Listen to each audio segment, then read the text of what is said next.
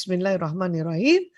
Faskuruni askurkum washkuruli wala takfurun. Ya.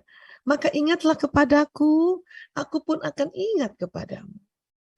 Bersyukurlah kepadaku dan janganlah kamu ingkar kepadaku. Ya. Jadi kita selalu ingat Allah, karena dengan kita mengingat Allah, Allah ingat kita. Ya.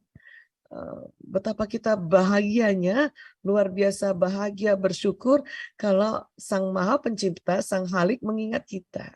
Ya, saya aja diingat oleh Majelis Taklim Khairun Nisa, ya, diingat oleh Bapak Ibu, tadi juga Bu Yani ingat gitu ya, udah seneng banget. Apalagi ini sesama manusia, kita ini sesama makhluk ya. Ibu Ria ingat saya, oh seneng banget nih, sesama makhluk nih. Apalagi ya yang mengingat kita Sang Halik. Masya Allah. Nah supaya Allah ingat kita, maka kita diminta ingat kepada Allah dan bersyukur. Jadi tipsnya adalah bolak-balik ini. Demikian juga untuk menjaga kita punya keharmonisan, menjaga ya kebahagiaan di usia kita di purna bakti ini ya. Bagaimana, dengan cara apa sih kita mengingat Allah ya? Tentu kalimat-kalimat yang paling ya paling gampang, mudah, cepat itu adalah kalimat-kalimat yang kita sebut zikrullah atau kita sebut kalimat-kalimat thayyibah. Ya. Allah sudah minta apabila kita ya sedang takut, ya. Jadi Allah memberikan ujian pada sedikit rasa takut, ya, kelaparan, kemudian kekurangan harta, kekurangan jiwa, bahkan kekurangan ya buah-buahan, kita diminta untuk bersabar, ya. Sampaikan kabar gembira kan, bersabar. Yang kayak apa bersabarnya? Ya, yang bersabar itu adalah apabila seseorang ditimpa musibah, maka qalu inna lillahi wa inna ilaihi rajiun. Itulah yang disebut istirja. Ya. Dan juga kita mengingat Allah di kalimat-kalimat thayyibah lainnya, wabil khusus pada saat kita turun ke bawah emosi kita, istighfar. Ya. Karena apa? Karena ternyata apabila kita melafazkan ya kalimat-kalimat zikrullah, apakah itu istirja, inna lillahi wa inna ilaihi rajiun, ya, apakah itu istighfar, astagfirullahalazim, maka kalimat ini akan jalan ke sistem saraf kita. Sistem saraf kita kerjanya kayak kabel listrik, ya. Maka dia akan ke atas. Emosi yang tadinya turun bisa naik ke atas. Allahu Akbar. Nanti pesan itu, kalimat-kalimat indah ini, kalimat-kalimat thayyibah ini jalan ke seluruh tubuh dengan kecepatan yang luar biasa. Kalau ke atas 240 km per jam, kalau dia ke bawah 320 km per jam. Badan ini very happy mendapatkan kalimat-kalimat zikrullah ini. Masya Allah, ya Allah. Ya. Jadi kita diminta untuk melafazkan kalimat-kalimat yang luar biasa ini gitu. Apalagi pada saat emosi sedang turun, ya.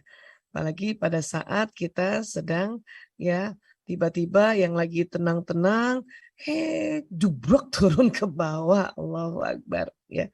Sehingga ya untungnya kita, dan saya meyakini sekali Bapak Ibu sudah terbiasa dengan kalimat-kalimat thayyibah ini. Itu penting sekali. Ya, astagfirullahaladzim. Hanya ingat posisinya harus dirubah. Ya, rubah. Rasulullah SAW mengajarkan kita apabila kita marah, kesal, jengkel, ya, ataupun emosi negatif, disuruh duduk. Karena bukan apa-apa, frekuensi turun dari yang tinggi ke rendah, ini nanti lemes badan Bapak Ibu. Dikhawatirkan jatuh. Dan rupanya posisi duduk, posisi dekat dengan gaya gravitasi, itu mempercepat emosi kita, energi emosi yang jalan di badan ini terserap ke ya tanah kembali, ke gravitasi bumi kembali. Ya, nah, baik. Dan yang unik lagi pada saat kalimat-kalimat zikrullah, kalimat-kalimat thayyibah ini dilafazkan, maka di otak manusia Allah berikan ya ada satu organ juga yang masuk di kategori otak emosi ini. Apa itu? Sebuah kelenjar yang disebut kelenjar pituitary. Ini ada di dalam otak Bapak Ibu, ya. Kelenjar pituitary ini yang menstimulasi hormon bahagia, hormon ya kasih sayang, hormon kenyamanan ini. Ya. Nanti masuk ke darah, masuk ke jantung, maka nanti deg-degannya enak Bu kalau kita habis ya melafazkan kalimat-kalimat zikrullah ini. Ya, jantung kita yang disinyalir inilah kolbu, ini menjadi tenang, tentram, damai. Karena ini hormon ini keluar pada saat kita melafazkan kalimat-kalimat zikrullah ini. Ya. Masya Allah, Allahu Akbar. Dan tubuh kita ini rupanya senang sekali kalau ada kalimat-kalimat yang indah, kalimat-kalimat yang luar biasa ini gitu. Ya. Bahkan ya dikatakan bahwa tubuh manusia itu karena dia terdiri dari sel-sel tubuh ya, maka ya sel-sel tubuh ini mendengar apa yang dilafazkan, diucapkan. Berapa sih sel tubuh manusia Bu Aisyah? Ini dia jumlah sel di dalam tubuh manusia 60 triliun kurang lebih. Ya. 10.000 kali lebih banyak dari jumlah penduduk bumi. Namun memang sekali lagi ya menurut riset mengatakan pada saat usia kita berlanjut maka 60 triliun ini dia juga berkurang sedikit-sedikit. Ya, berkurang sedikit-sedikit. Mau nggak mau kita harus tahu ini agar kita bertambah sadar bahwa oh badan saya sudah sekian puluh tahun dan sudah sekian puluh tahun juga ya bermanfaat. Insya Allah. Ya, ini. Nah, jadi pada saat kalimat-kalimat itu tadi, kalimat-kalimat zikrullah jalan lewat sistem saraf, sel-sel tubuh ini karena hidup bahagia sekali. Inilah pentingnya kita zikrullah. Ya. Dan nanti ya bentuk zikrullah lainnya tentu ada. Tapi yang paling gampang tadi adalah penyebutan kalimat-kalimat tadi. Bu Aisyah, beda nggak sih orang menyebutkan kalimat-kalimat zikrullah dengan diresapi dan atau istilahnya difahami apa yang terjadi, beda nggak sih dengan yang diucapkan asal-asalan saja? Oh beda tentu, beda. Karena sistem saraf ini ya pada saat kita resapi istilahnya, waktu kita istighfar, astagfirullahaladzim. Kita tahu artinya, ya aku mohon ampun pada Allah yang Maha Agung. Terus kita meresapi kalimat itu, kita membayangkan kalimat itu jalan di badan kita, ditambah lagi kita belajar sedikit tentang tubuh kita bahwa Allah kasih sistem saraf ini, dan kita tahu sistem saraf ini kerjanya kayak kabel listrik, ya maka kita bayangkan jalan istighfar ini, jalan kalimat-kalimat thayyibah ini, ya. Dan apalagi kepada saat kita lafazkan ya Allah, dan kita bayangkan kita resapi, maka ya ini jauh lebih cepat diserapnya oleh sel-sel tubuh ini. Ya, dibanding yang kita menyebutkannya sama mungkin, astagfirullahaladzim, tapi ya masih kurang sedikit untuk kita resapi. Ya, bahwa dia jalan iya, ya. Tetapi karena kita tidak meresapi, apa fungsinya meresapi? Meresapi itu atau ya itu ternyata menstimulasi otak kanan. Kalau kita melafazkan saja astagfirullahaladzim, cuman otak kiri, baru otak kiri. Nanti pesannya baru jalan di tubuh yang kanan. Yang kiri belum. Padahal tadi ya kolbu atau yang disinyalir jantung organnya ini, ya yang ada di sudur, saudara, itu ada di cenderung ke sebelah kiri. Dan badan kita yang sebelah kiri yang atur kanan. Salah satu kerja kanan adalah membayangkan. Itulah bayangkan, ya kalimat-kalimat zikrullah ini jalan. Itu yang namanya deg-degannya, bergetar tubuh kita, itu beda Bapak Ibu. Ya. dibanding yang hanya diucapkan saja dan jalan begitu saja. Ya. Jadi dengan diharapkan kita bertambahnya usia, kita meresapi. Inilah yang disebut khusyuk. Dan juga melafazkan tenang. Inilah tumak nina. Ya. Karena sakinah dengan tumak nina itu sama-sama artinya tenang. Tapi tumak nina nanti berkaitan dengan ketenangan yang menjalankan ibadah. Berzikrullah ini juga ibadah, bukan? Ya. Kalau sakinah ketenangan ya yang dikaitkan dengan kehidupan pasangan hidup ini atau kehidupan keluarga. Bukan hanya suami istri saja, dengan anak, anak mantu, dengan cucu. Nah, untuk mendapatkan sakinah maka kita harus tumak nina dalam beribadah. Nah, itu tadi. Karena sama-sama tenang nanti. Okay? Salah satu tumak nina itu caranya, kalau ditanya caranya adalah membayangkan, visualisasikan, resapi kalau bahasa umumnya. Karena pada saat itu otak kanan bekerja.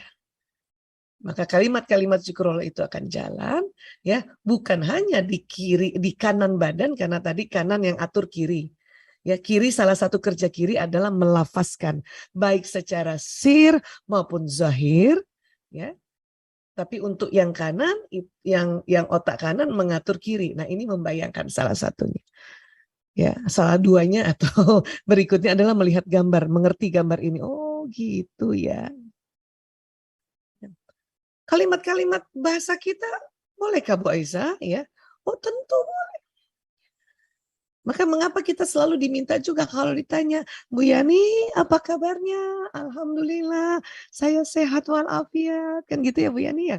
Punten nih karena Bu Yani moderator jadi yang saya ajak bicara Bu Yani. Supaya tidak sepi di antara 100 orang kita sama-sama di Zoom ya. Ya. Alhamdulillah, ini aja alhamdulillah ya. Alhamdulillah. Udah jalan gitu ya. Terus saya, ini kan udah bahasa Indonesia nih ya. Saya sehat walafiat. Dia jalan Bu. Saya sehat walafiat. Gitu. Ya ke otak, ya ke bawah. Ya. Kalau bisa jangan sehat aja, afiatnya juga, manfaatnya juga. Saya sehat walafiat. Karena kan kita berharap semakin kita purna bakti, semakin bermanfaatnya bertambah lagi kan gitu. Ya. Dan kita kenapa sih selalu berusaha untuk seperti ini? Mengapa sih kita selalu berusaha? Kalaupun kita ingat pada saat organ-organ ini sudah menurun fungsinya, tentu ada hal yang perlu diperhatikan. Mungkin pembuluh darahnya jadi hipertensi, perhatikan lagi ya dengan baik. Makanya kita ikhtiar ya. Menjaga makanan, berikhtiar juga ya, kita cari vitamin-vitamin, berikhtiar juga kita ke tenaga profesional ya, wabil khusus dokter untuk kita carikan supaya pembuluh darah ini yang karena semakin usia dia semakin kaku ya, maka minumlah obat anti hipertensi. Itu usaha-usaha. Dan memang Allah yang suruh. Agar kehidupan kita semakin usia, memang ada penurunan fungsi karena sudah banyak manfaatnya, tapi masih terus bermanfaat. Ya.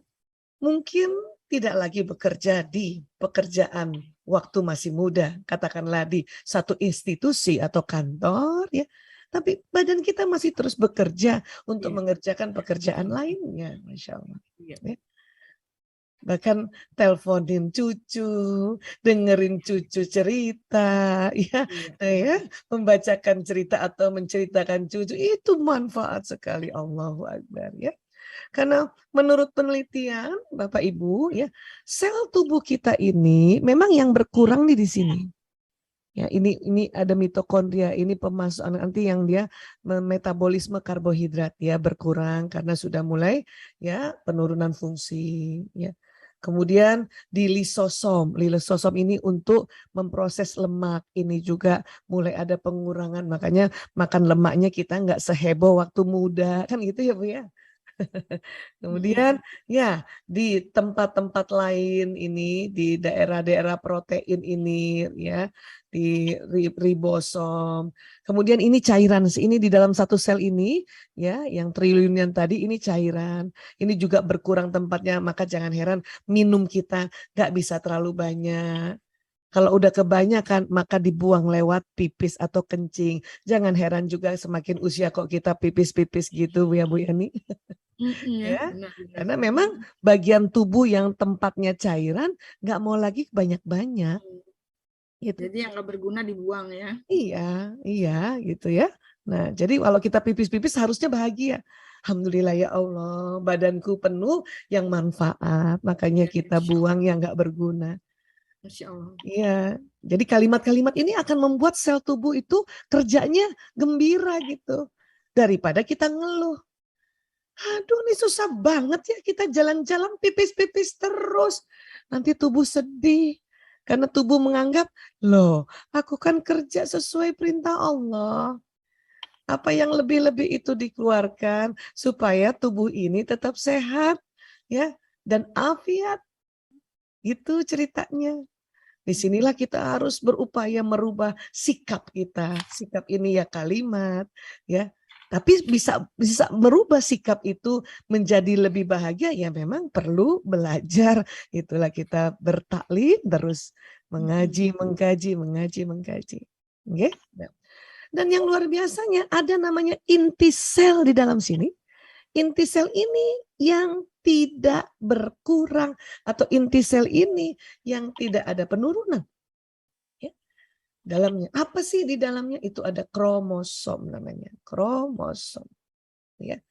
Dalam kromosom itu nanti ada apa? DNA.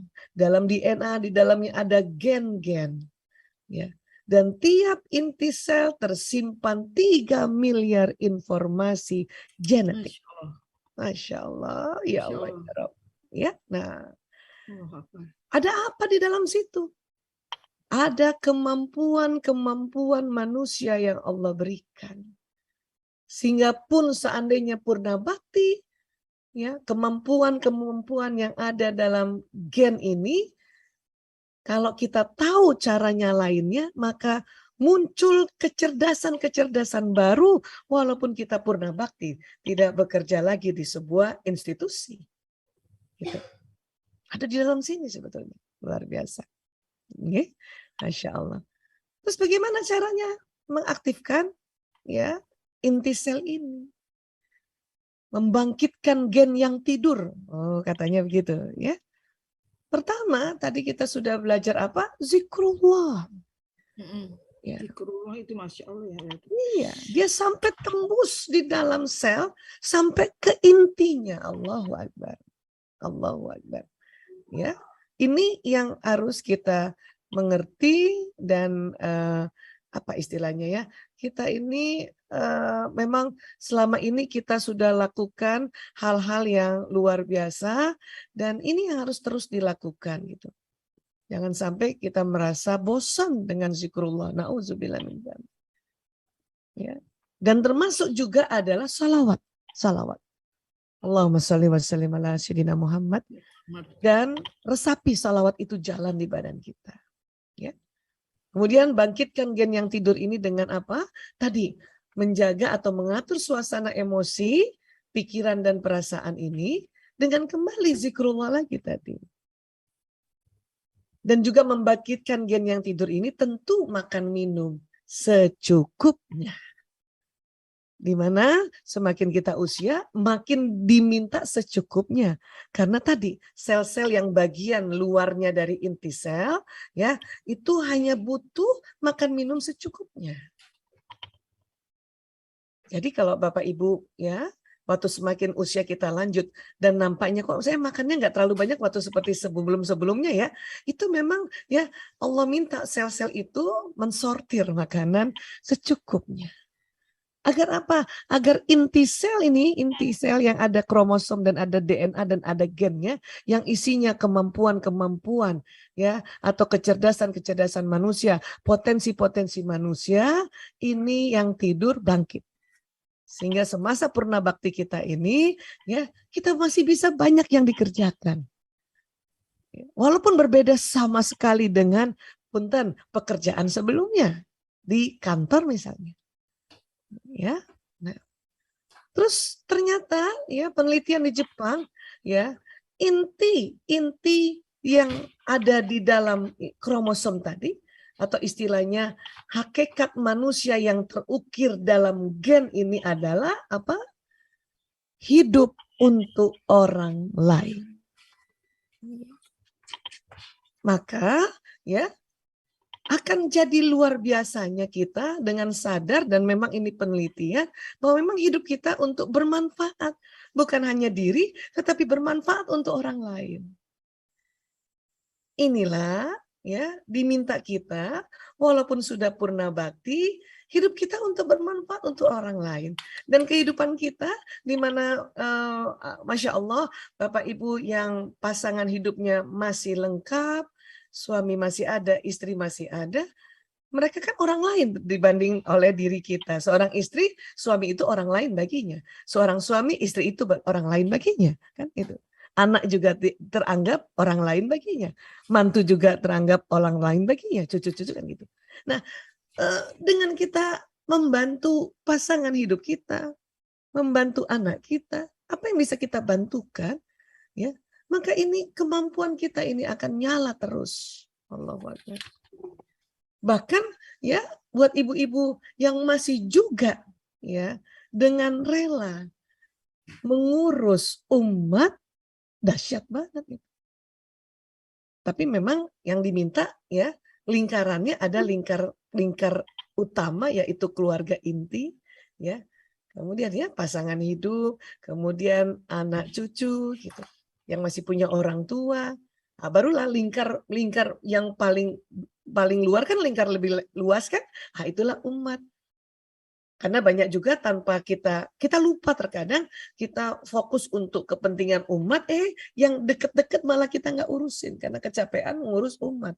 Hati-hati, itu yang nanti membuat tidak ridhonya orang sekeliling kita. Apalagi seorang istri yang suaminya masih ada. Kita ngurus umat, lupa ngurus suami tidak ridho, bahaya itu.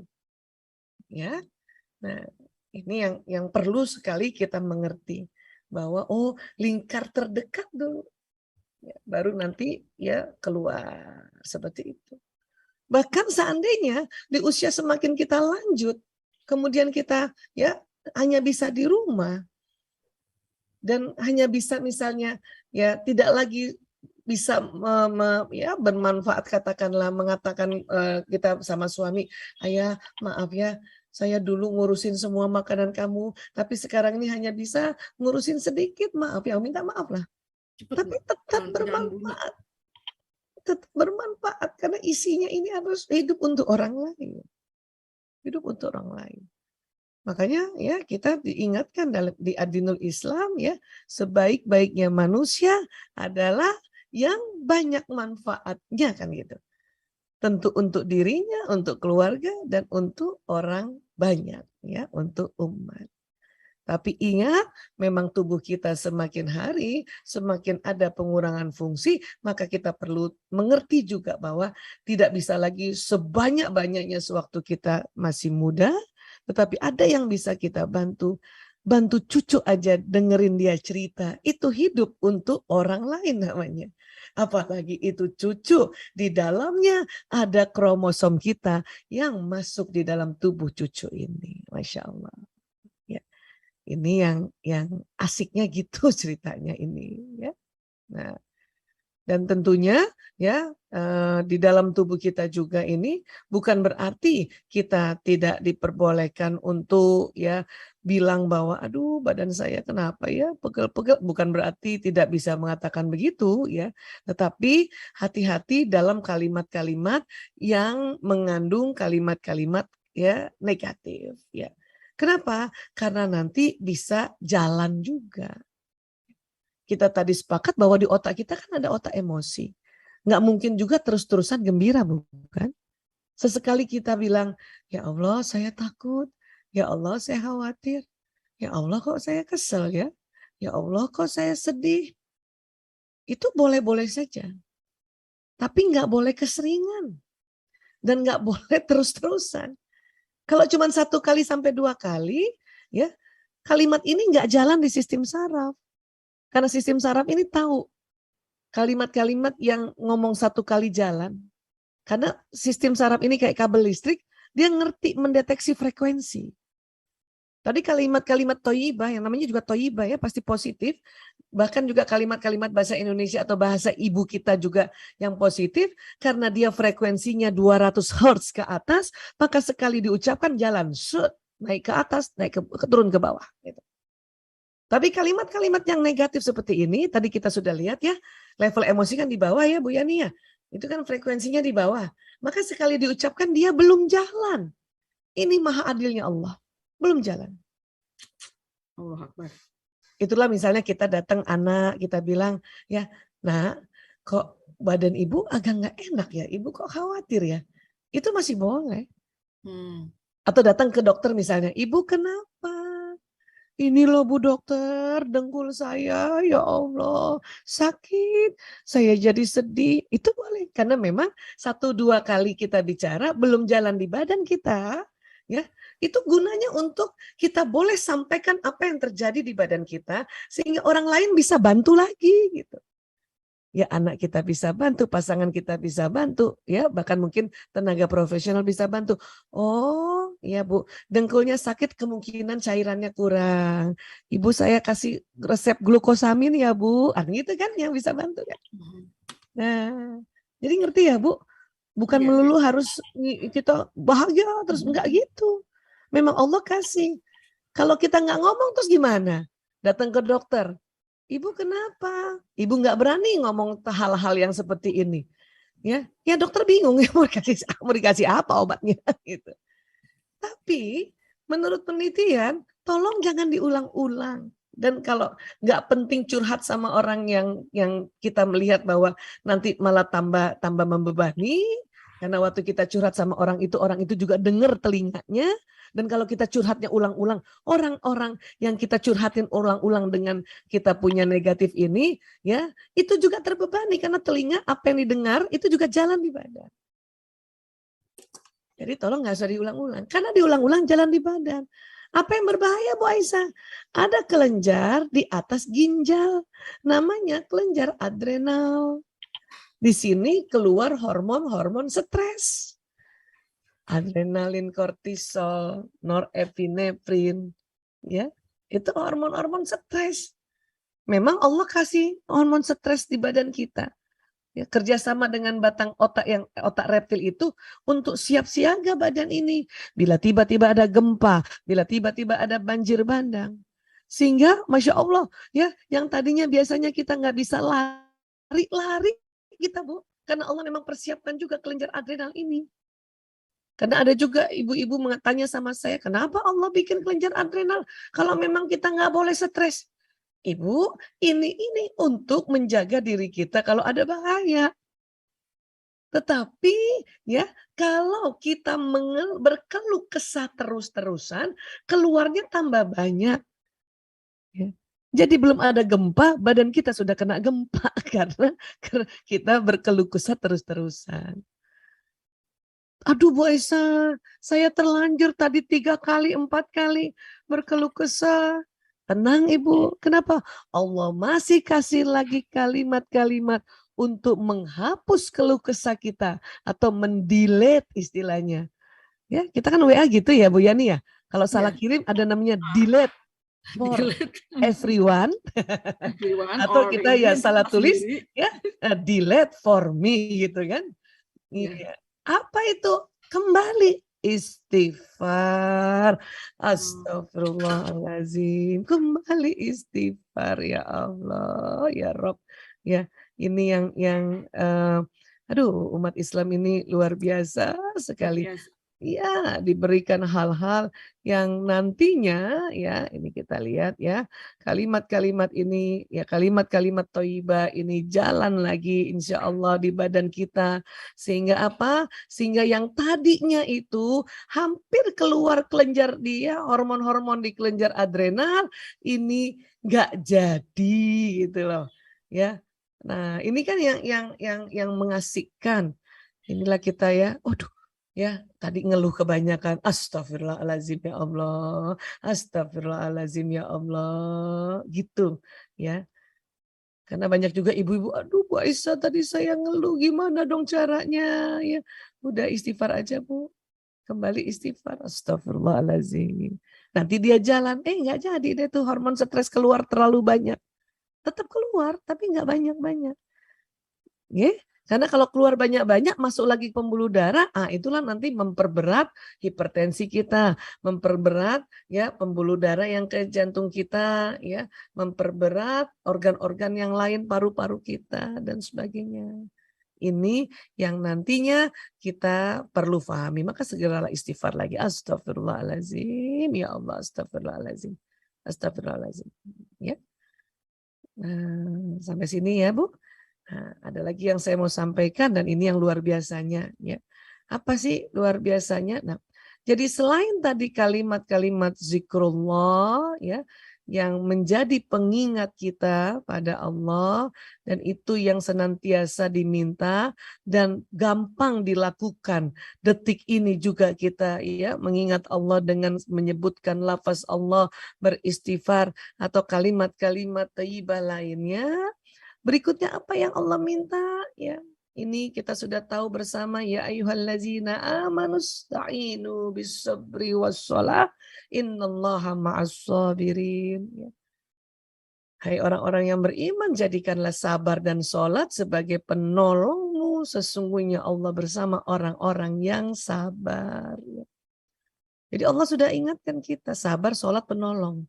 Mau masih muda kek, mau sudah lanjut kek, ya masih kerja di kantor atau sudah purna bakti, ya sudah sendiri dalam rumah tangga atau masih ada pasangan, disuruhnya sabar dan sholat. Tapi mari kita sama-sama ya, sabar ini bukan diam. Sabar ini adalah kondisi tadi menahan. Sabar dari bahasa Arab sabaru yasbiru yang artinya menahan. Menahan apa? Menahan apabila kita sedang kesal marah tidak langsung melabrak orang yang kita ya kesali tadi. Tapi bukan juga memendam. Kalau memendam nanti sakit kembali gitu. Sabar itulah tadi ya, diantaranya disuruh istirja, innalillahi wa inna ilaihi roji'un.